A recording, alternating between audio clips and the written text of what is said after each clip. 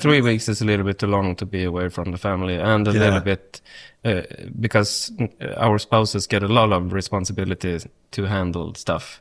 We can be like coordinators from here and coordinate with, I call my mom, hey, can you pick up the kids and stuff like that to relieve my girlfriend. Papa Mia, reine Männersache. Der Podcast von Papas für Papas und für alle, die Papas mögen. Klingt cool, ist es auch. Sie sind zu 5, sie sind aus Schweden, sie haben alle Kinder und sie machen gemeinsam mit ihren Kindern Musik. In Videos auf TikTok und Instagram, die millionenfach geklickt werden. Willkommen Dad Harmony. Sie spielen ein Konzert in Wien und ich habe sie zuvor in einem Hotelzimmer im Prater getroffen. Unglaublich sympathische Burschen mit viel coolen Gedanken, cooler Mindset, was Familie angeht. Hört selbst und wenn es euch gefällt, lasst unbedingt eine Bewertung da. Welcome, Dad Harmony, at least a part of Dad Harmony. Usually you are 5. Now there are 2 guys sitting in front of me. It's Adam. Yes. And Thomas. Yeah. Thank you for coming here. I really appreciate it. Yeah, thank you for having us. Yeah. You are here in Vienna. It's the first time you are here in Vienna? Yes, for me. For me as well, and for Dad Harmony, obviously. Yeah. First time. And yesterday, the day before yesterday, you've been to a concert in Germany, in Erding, in Bayern. And tonight, you will be in the Gasometer, which is one of the concert venues in Vienna. Yeah. Yes. It's going to be great. I'm going to be there. And that's the reason why I said, okay, let's get them to an interview. They call Dad Harmony. They are dads. They make music. That's same as I do. Yeah. So that's why I have you here. And I really appreciate that we have this perfect room in the Superbude Hotel where you stay. Yeah. We live there, yeah. Perfect. It's a real modern and I love it here. It's really great. And they gave us the room. It's a nice vibe with the whole hotel. Yeah. I think, yeah. It is. And I like to be here so we can talk about family. And that's what it's all about. One bad news at the beginning, you're not going to sing. I'm sorry. If you want to hear them sing, just buy the album or come to the concert or anything, or go on TikTok. Yeah. That's where it all began. Yeah, exactly. Do you still remember when you realized, okay, this just blew up really big? Yeah, it was like, I think it was in the morning after Peter's bachelor party. It was when it all started. You all had headache? Yeah, a little bit. I think Adam had more than me. Yeah, of course. Yeah. It's always the honest. Yeah, Probably, exactly. yeah. But I recorded the video on that bachelor night and posted it on TikTok to my 7 followers or something. Just totally random that I posted it, to be honest. And then I woke up the next day and I looked at my phone and it was like, oh, it's quite some action going on here. So then I went down to breakfast and said on as a joke, guys, we're viral now. I think we have to move to LA. Yeah. And then it got bigger and bigger and bigger and bigger. And that's where it all started. Yeah, exactly. I got one question because speaking from my personal experience, bachelor parties are usually more about beer and laughing and telling jokes nobody should hear. And it's less about singing in harmony. Yeah. Why are you doing that often just to sing all together? Have you been a band before or did it come by incident? We all like to sing. Yeah. And we have everyone have different musical experience from the past. Yeah. In different ways. Yeah. But most of you went in the same music class in high school. Not me, but the others. And everyone have some connection to music. Yeah. And I think that when we hang out with each other and through the years have been drinking beers and doing whatever, it's then we usually sing something as well because we think it's fun. Yeah, it is fun. Obviously, it is fun, but it's not quite common to do it on bachelor parties. Was it go some kind of laser tag or paintball or anything like this? Yeah, but we did the normal stuff as well. We played some soccer. I remember, when you have the big you are on the balloon. Yeah, and we did the typical bachelor stuff, and this was actually later at night when we were in Sweden. It's normal that you go to like a relax with a jacuzzi and sauna and stuff like that. So we were sitting there drinking beers and doing what we normally do, which is sing because we think it's fun. Okay. And I think it was Sebastian's suggestion. We should try this song. Adam, you sing like this. Thomas, you sing like this, and then Thomas filmed it. And I went up and took my phone and we shouted out that song, and we were like, we had a couple of beers, so it wasn't our greatest performance, but I was thinking about, you improved a lot since that moment, but it's okay. Did you have any idea where this would lead the day after it happened, or it is? No, I remember that we joked about, no, we can quit our jobs, hey. But in reality, we never thought it would become a big thing like this. So. No, definitely. And we thought like, because of all the response, we thought like we have to continue doing this. But it was still just numbers on the phone. So it was like, it got 22 millions and it's lots of comments. But like, we didn't notice it in our day life. But it was first, like after a couple of months, when the biggest Swedish morning show contacted us, and then we realized, okay, people do actually watch our videos. Yeah, because from the beginning, it just gave us a platform to do something that we really enjoy, which is singing. Yeah. And we started to posting on Thomas' TikTok account, and the name was Tomas Vidmark. His name was Tomas Vidmark from the beginning. Yeah, and then when the television show reached out to us, they asked me like, "What's your name?" And I like, Tomas Vidmark is not a good band name, so we need to come up to something else. And then we have just started to include our children in the videos, just by coincidence, to be honest. I think it was Michael who. His wife was away, and it was like to manage to record a video. He had to take his children with him, and I had mine at my home, and then it came pretty natural to with the name That Harmony. Yeah. So you were just by incident in charge of the kids because your partner she was away, and you had the kids, so that's. Yeah, exactly. And like it's everywhere. and you cannot just leave the home like now and then. So I think sometimes, I'm not sure if she was away. Maybe she just wanted to have some time off or something. Yeah. How did your kids and the partners react to that viral thing? I think the kids, at least my kids, are too small, or was at least 2 years ago. They were 3 years old. Okay. I have twin girls. I think it's more for my girlfriend that I think she got a little bit impressed by the thing that it went viral. Yeah. Yeah, I think they overall they think it's super fun, but of course it's not just fun for them. It's like it's uppoffring. They make sacrifices. As well, of course. Sure, they have to. Because it's getting a greater business, a bigger business. Exactly. So, but mostly they think they are super happy about it. They like it. And I would say our children starting to enjoy it as well. And now they are a little bit like, they really want to be in it's always their choice if they want to participate or not. But especially my kids are starting to like really want to be in the video because they think it's fun. That's what I recognize, because your kids are often in your videos and sometimes singing, sometimes climbing on your shoulders and sitting around or playing. And they want it. At the beginning, it was spontaneous. Yeah. And now they want it. But when I listen to them or watching the videos, they're singing with you. Yeah. So maybe they heard the song 1 or 2 times before. Yeah, because every time when we sing, we do rehearse it a couple of times before we actually sit down and start to record it. So it's entirely possible that they more and more, take after what we sing and stuff like that. Yeah. And do they like the rehearsing, or are you driving them crazy with doing the same song 30 times or more? our wives going crazy about that. I can relate. Yeah.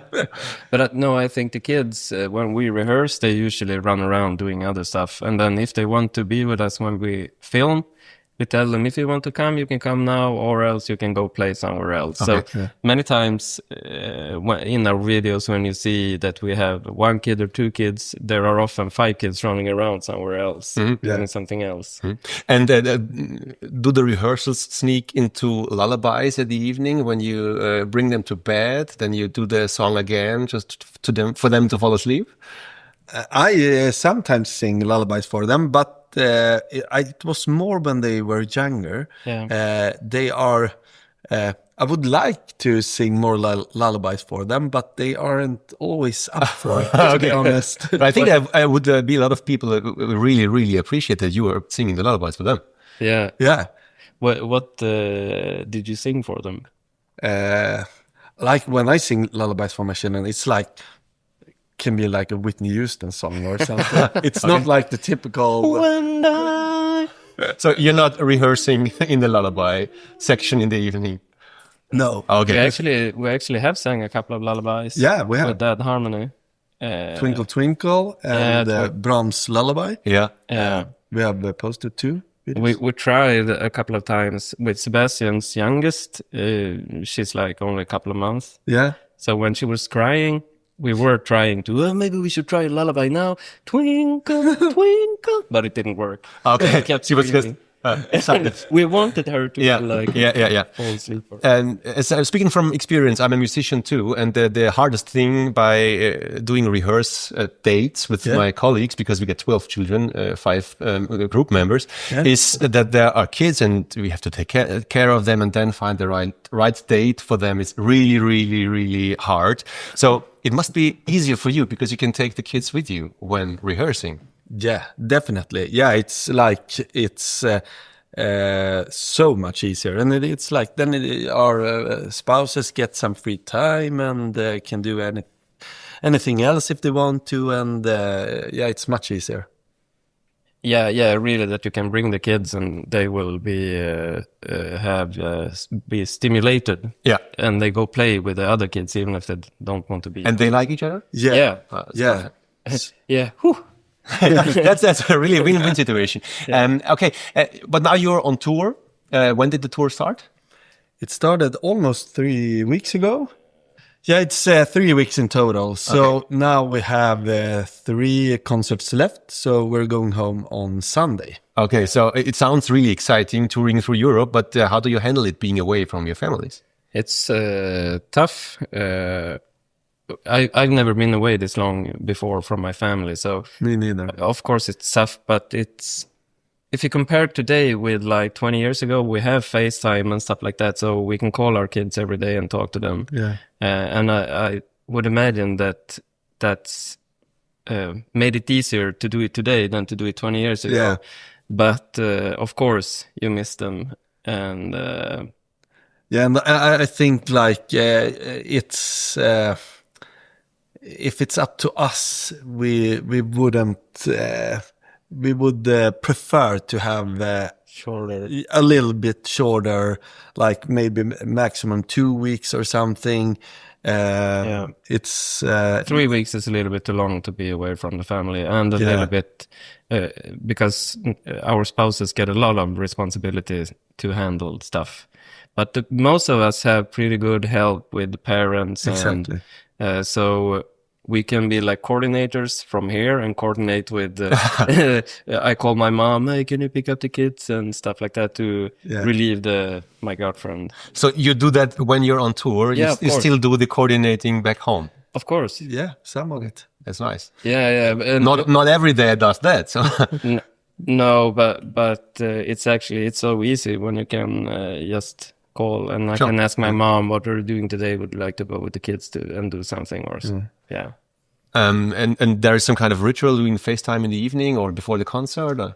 It's quite tricky with that, especially when the children gets older, because our concerts is at 8, and then you have like sound check 5 o'clock, and then you need to eat, and then but Yeah. it's mostly you call them after sound check, because then they home often. But now when they are older, they have like training and they have activities. So sometimes it's tricky, but one time, even if it's short, you can manage it one time a day. Yeah, my kids actually got new bikes a couple of days ago, so they are super excited. So every time I call them, they're just, "Hi, I need to go out riding a bike," and then they're leaving. So I miss you. Bye bye.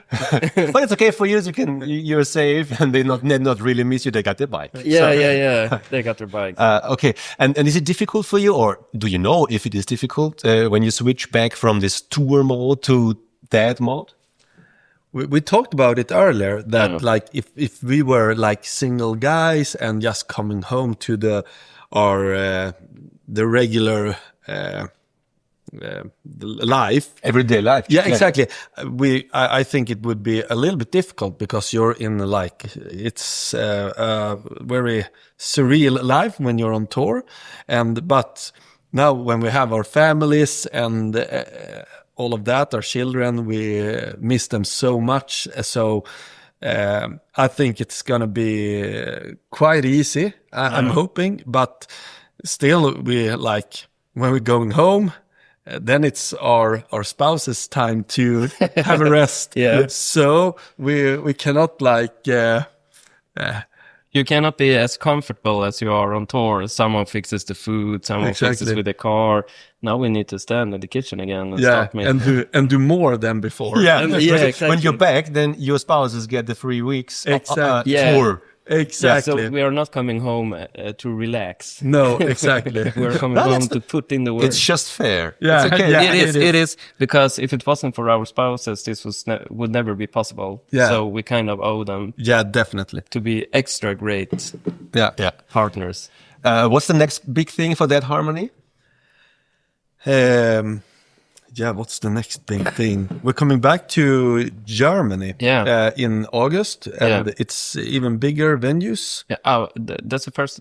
That's outside venues. That's the first time we are going to sing outside. So, and I think one of the places have a capacity of 3,000. I think. Yeah, so we need to start promoting the in Bad Nauheim and Dinslaken.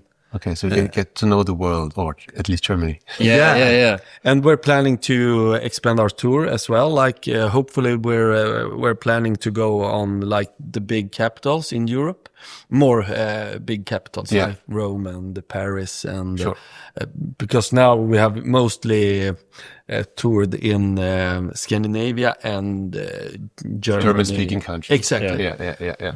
And do you think it would be possible sometimes just to take the family with you in summer, maybe when Yeah, it's not well, school yeah. or kindergarten?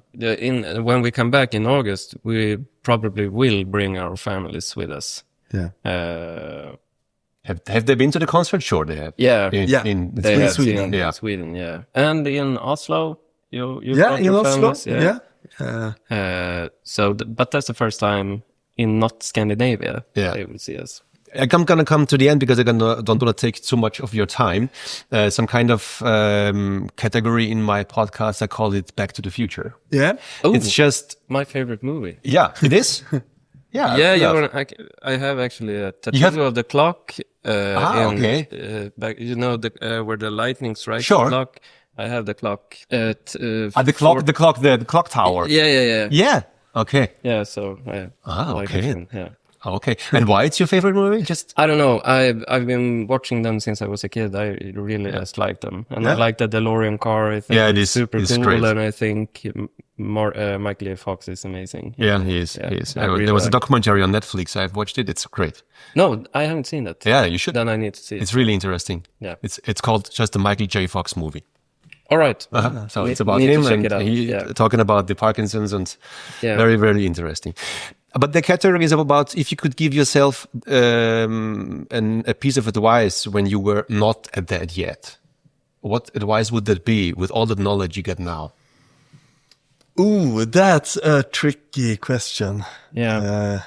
I think that one advice for me would be for me now to give myself then would be not to be so hard on yourself. And when you feel like you're not enough, or the children are angry and you think they don't like you, obviously they like you, but they show it in maybe by being angry or something. Okay. So don't be too hard on yourself when you feel like you're not enough. Because if you cry, you probably are. Yeah. Very good advice for yourself, for your younger self. Yeah, I'm trying to. It's a very good question, and it's great to think about it. Yeah. A lot of people say just be relaxed, just Yeah. lean back and Yeah. take it how it comes. Yeah. Of course. Because that's like the classic when you get your first child, that you are like stressing over everything. Yeah. So that's a good advice. Yeah. And I would.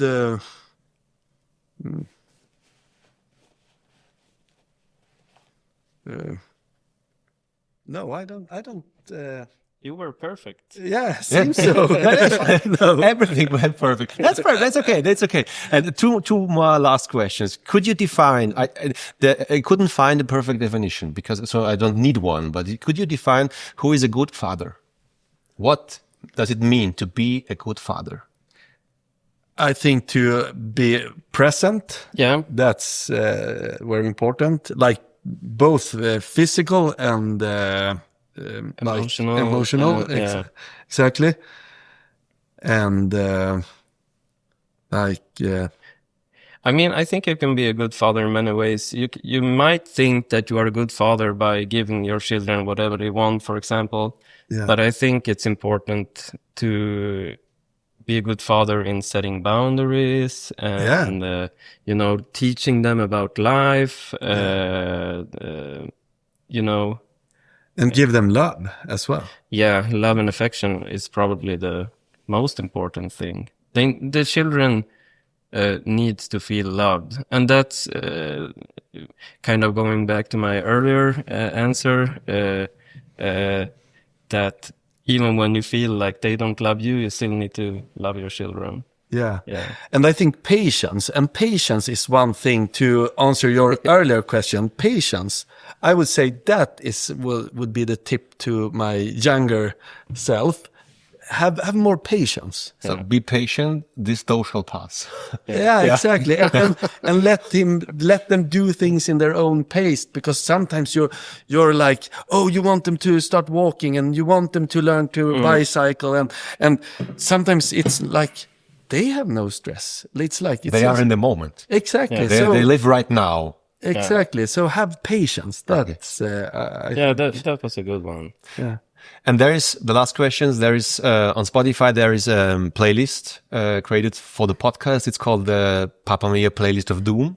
Yeah. And there should be a collection of the worst songs, but not your worst songs, just the songs that your kids listened about 10,000 times. Yeah. And that's the reason why you can't stand these songs Yeah, anymore. I know exactly. Like, And you can add 2 songs. Each of you can add 1 song. that was a big pain when they were younger. Yeah. It's horrible. But now I would say my kids are really into a Swedish group called Dolly Style. And their song... wait, what Yeah, Habibi? No, the new one. The new one. Cow something. Yeehaw. Yeah. Dolly Style, Yeehaw. It's kind of like it. It isn't necessarily a bad song, but I'm tired of it. Yeah, it's okay. But my daughter listened to that as well. Yeah. Okay. Yeehaw, riding on a horse. Waiting horse. Yeah, it's smashed into pieces, I would say. It's a group in Sweden, and they have a song called 6 Feet Under. And it's not a bad song from the beginning, but I'm quite fed up with it, to be honest. Okay, I'm gonna put these songs on the playlist. Yeah. Thank you really for coming to the interview. Thank you. Thank you. Have a good show tonight. Thank you. Thank very you. much. Nice to meet you. Maybe we'll see you there. Yeah, I'm the tall guy looking a little bit Scandinavian. Yeah. Yeah, and I'm gonna scream my ass off. Perfect. Thank you very much. Thank you. Papa Mia, reine Männersache. Der Podcast von Papas für Papas und für alle, die Papas mögen. Klingt cool, ist es auch.